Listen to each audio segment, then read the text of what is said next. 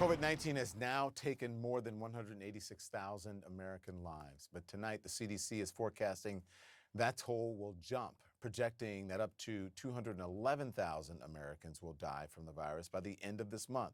Let's bring in now Dr. William Schaffner, the professor of infectious diseases at Vanderbilt University, and Dr. Amish Adalja, an infectious disease specialist and senior scholar at Johns Hopkins Center for Health Security. Doctors, good to have both of you on. Again, I apologize for that. I've had you on before, but just when you look at it in the prompter sometimes, it doesn't make sense. But anyways, thank you both for joining us. Dr. Adalja, let me start with you. President Trump was in Pennsylvania tonight. He was speaking to supporters. He mocked Democratic presidential nominee Joe Biden for wearing a mask. Let's watch it and then we'll talk about it. Look, I'm all for it. We have a big weekend, distance on the weekend and all of that stuff, and wear your mask when you close together in particular, and wash your hands, all those things. We have Labor Day weekend coming up. But did you ever see a man that likes a mask as much as him? And then he makes a speech, and he always has it, not always, but a lot of times he has it hanging down, because you know what? It gives him a feeling of security. If I were a psychiatrist, right? No, I'd say this guy's got some big issues hanging down. So, doctor, I mean, what is this? Is this it's not funny, but it's truly stunning because we know what the science shows. Masks save lives. If everyone wore a mask, it would save thousands of lives. And the president has a gall to mock Joe Biden for wearing one? It's disgusting. This is a president whose own coronavirus task force, whose own CDC has recommended face coverings, yet he doesn't follow that and he mocks people for doing it. It's exactly what you don't want in a leader. And this has been emblematic of the entire Trump response to the coronavirus pandemic from the very beginning. It's really the opposite of how you would respond to any infectious disease emergency. And it's horrible that that's happening in our country. Dr. Schaffner, give me your reaction too, because the president spoke to a crowd of people who weren't socially distancing. Probably few masks were in that crowd. Shouldn't the president be leading by example? Well, of course, and Dr. Adalja's exactly on the mark. This is 180 degrees opposite from what he ought to be doing. We need a consistent national philosophy, and he has to personify it.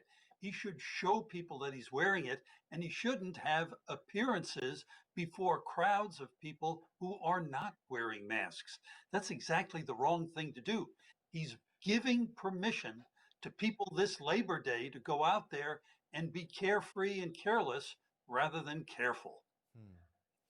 Dr. Adalja, let me bring you back in because I want you to check out these coronavirus trends, right? We're going to put them up on the screen.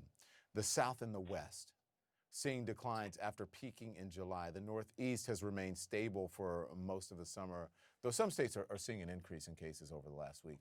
But it is the Midwest that has been steadily increasing since late June. Why are they trending in the wrong direction? What you have is basically roving outbreaks, hotspots that occur in different parts of the country. We see certain parts light up, then there's targeted public health interventions, they come down, and then it moves on to another part of the country. And I think that's going to be the new normal going forward, that we're not going to have complete control of the country, but a very heterogeneous outbreak.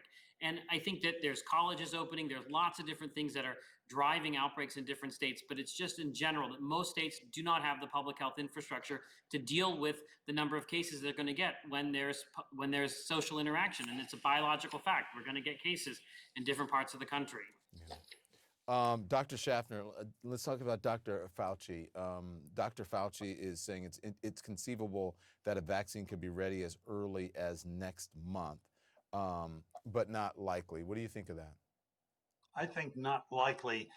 This is the first time I've heard Tony be that optimistic. I still say toward the end of the year, beginning of the first quarter. You know, the last thing we want is for vaccine to give the impression that corners have been cut principally for political reasons in order to get the vaccine out there. We will lose confidence not only of the people, but of the profession also. Then we won't get the vaccine utilized the way we want.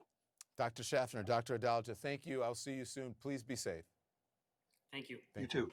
Joe Biden in Kenosha today, speaking with the Blake family and Jacob Blake himself. Blake's sister fills us in on what they talked about and how Jacob Blake is doing. That's next.